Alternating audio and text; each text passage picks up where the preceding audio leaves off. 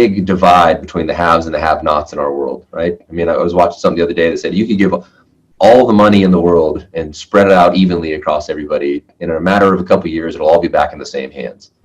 Right? And it's because some people are blessed with being able to get education about real estate or finance from their families or whatever the case may be. But the majority of Americans have no access to education about real estate, about finance, about mortgages.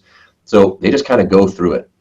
Right? And oftentimes, there's a stat that says that 44% of Americans have some form of regret within 2 years after they bought a home, which means that they're just not getting a lot of good information prior to doing it. Right? They're making mistakes. They're having regret about some form of the transaction or what they bought or when they bought it. And so I just think that we owe it to our clients to be more valuable. I mean, we're fortunate to make a good living. We real estate professionals, mortgage professionals, we make good money for what we do. And I just, for a long time, and you know this about me, and maybe not everybody does, but I just wasn't really proud to call myself a loan officer, right? Because of the stigma that comes along with it. Like, oh, okay, you're just a guy who sells debt.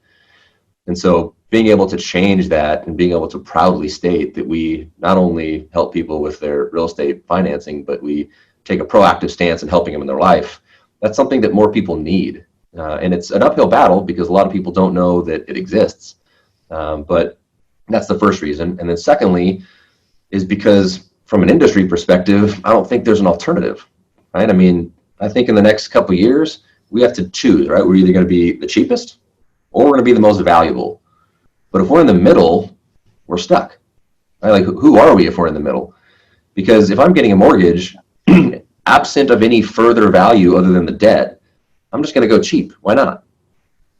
But if there's other significant value that will help me proactively through my life and actually make me end up in a better financial position, then yeah, I'm going to go with the valuable route. Right? But if I'm in the middle, I got nothing. Right?